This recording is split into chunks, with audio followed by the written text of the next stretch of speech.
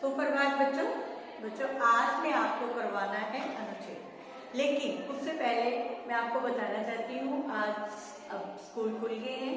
बहुत सारे बच्चे जो हैं वो स्कूल में भी आ रहे हैं, कुछ घर में ऑनलाइन कर रहे हैं।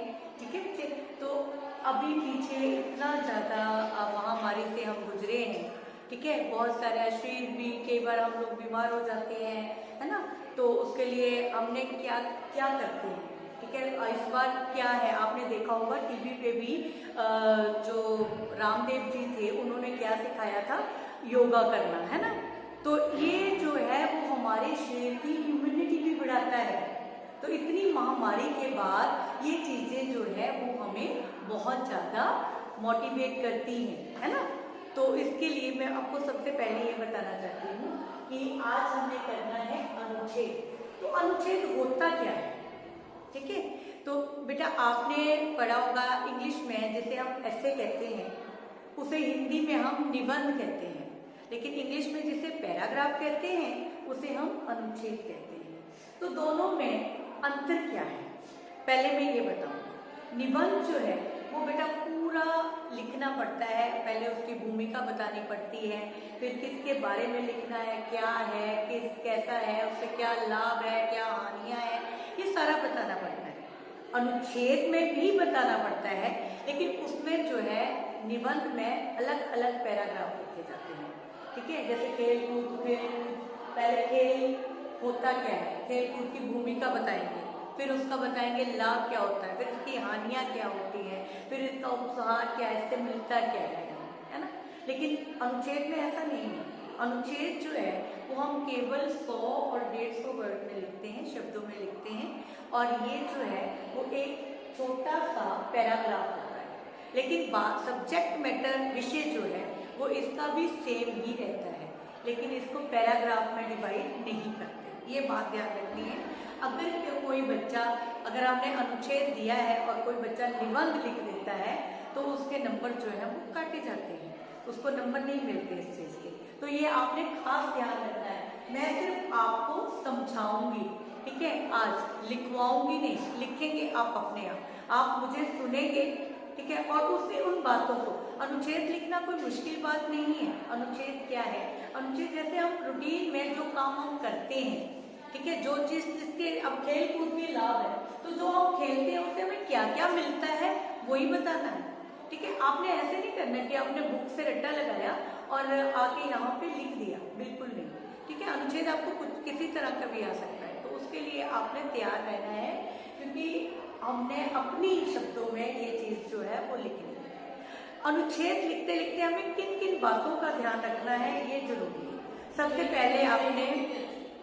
सबसे पहले आपने क्या करना है कि अनुच्छेद लिखते लिखते आपने बेटा बहुत सारी बातों का ध्यान रखना। तो सबसे पहली बात है, एक तो इसके ये जो है बहुत लंबा नहीं होना चाहिए। आप सोचोगे हम 2-3 पेज का अनुच्छेद लिख दें तो वो रॉन्ग है, वो अनुच्छेद नहीं रहेगा, निबंध बन जाएगा। ठीक है, और दूसरी बात, इसके आप जो बहुत सारे बच्चे क्या करते हैं डेली लाइफ में, क्या होता है, सुन तो लेते हैं अच्छी तरह से, पता भी होता है क्या लिखना है, लेकिन लिखते लिखते जब आप लिखते हो ना तो स्पेलिंग मिस्टेक्स कर जाते हैं। ठीक है, एरर आ जाते हैं स्पेलिंग में और फिर भी नंबर कट जाते हैं। आप कहते हैं हमने तो बहुत अच्छा लिखा था, हमने तो जैसे मैम ने समझाया है वीडियो में सेम वैसे ही लिखा है, फिर भी नंबर कम आए।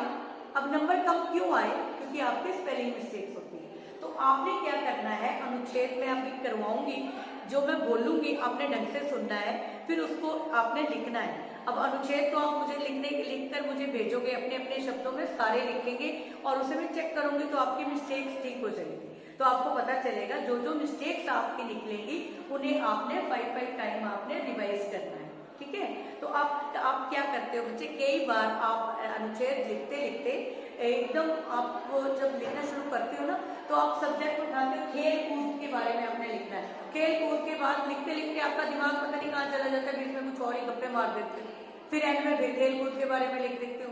आप सोचते हो कि मैम ने नंबर तो दे ही देने, हमने इतना बड़ा लिख दिया, 100-150 शब्द कहा है तो हो गया पूरा, लेकिन ऐसा नहीं है।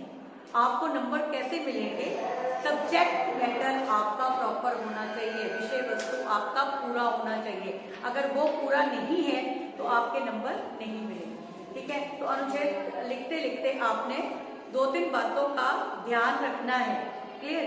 तो कौन कौन सी दो तीन बातें हैं आपके अनुच्छेद में? एक तो आपने शब्द उसका ध्यान रखना है, सब्जेक्ट मैटर का ध्यान रखना है। ठीक है, तो आज मैं अनुच्छेद करवाने जा रही हूँ खेल कूद के लाभ। बच्चे, जिंदगी में अगर हमारे लिए इस समय आप विद्यार्थी जीवन में हैं, तो विद्यार्थी जीवन में अगर आपकी पढ़ाई बहुत जरूरी है, तो शिक्षा के साथ साथ खेलना भी जरूरी है। ठीक है, अगर शिक्षा आपके दिमाग को बढ़ाती है, तो खेल कूद आपके शरीर को पर्सनैलिटी डेवलप करने में सहायता करता है। कैसे करता है? ठीक है, तो ये मैं आपको बताने लगी हूँ। सबसे पहले खेल कूद के लाभ। आपने मेन पहले बताना है खेल होता क्या है। ठीक है, तो खेल जो है वो दो तरह के खेल होते हैं, एक इंडोर गेम्स, एक आउटडोर गेम्स। एक घर के अंदर खेले जाने वाले खेल और एक घर के बाहर खेले जाने वाले। अब घर के अंदर कौन कौन से खेल खेलते हैं, पहले अपने खेल को इंट्रोड्यूस करना है। तो क्या बताओगे घर के अंदर कौन कौन से खेल खेलते हैं? हम घर के अंदर हम खेलते हैं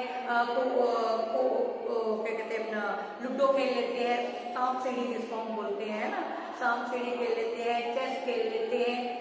और घर के बाहर हम खेलते हैं, क्रिकेट खेलते हैं, हम फुटबॉल खेलते हैं, वॉलीबॉल खेलते हैं, खो खो खेलते हैं।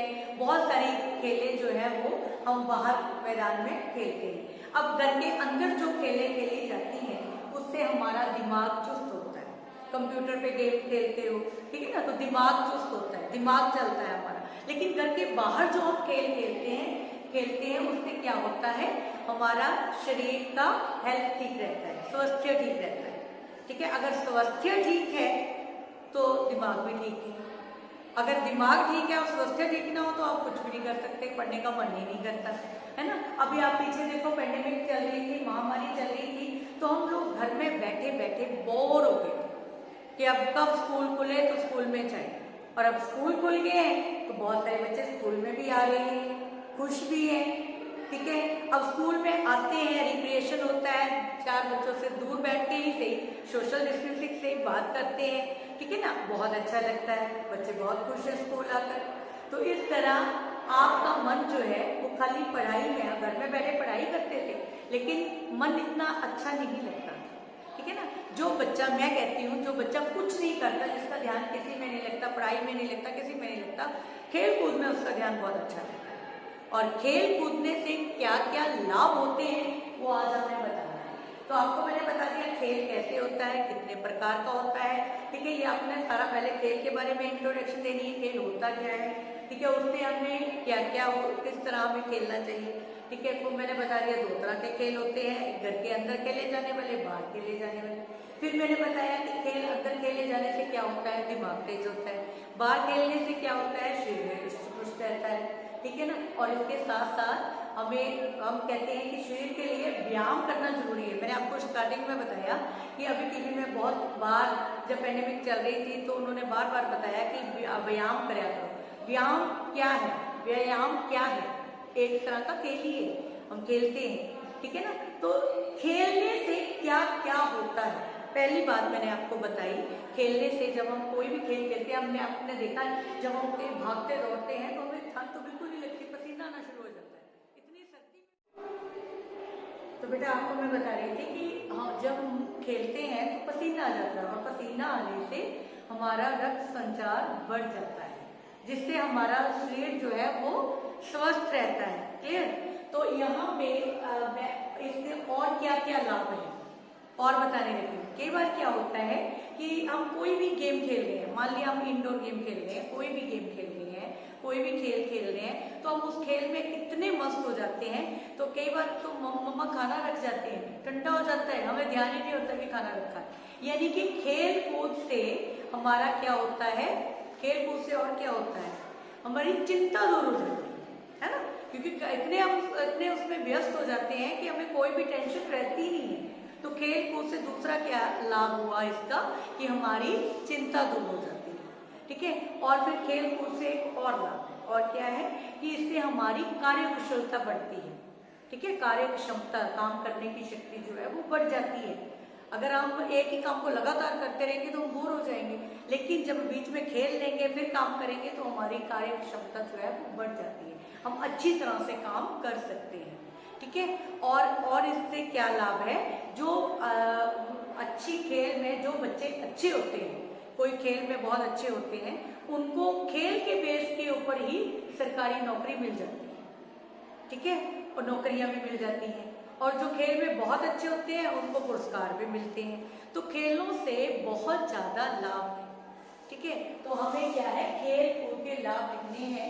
तो ये आपका अनुच्छेद था, मैंने बहुत सारे आपको लाभ भी बताए, खेल होता क्या है, इसी तरह से आपने इसको पूरा अपने शब्दों में लिख लेना है।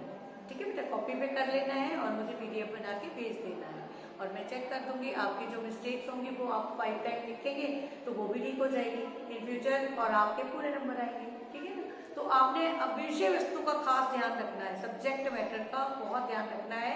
जो पूछा गया है, खेल कूद के लाभ पूछे हैं तो लाभ ही बताने हैं, लेकिन पहले लाभ बताने के लिए खेल होता क्या है ये बताना जरूरी है।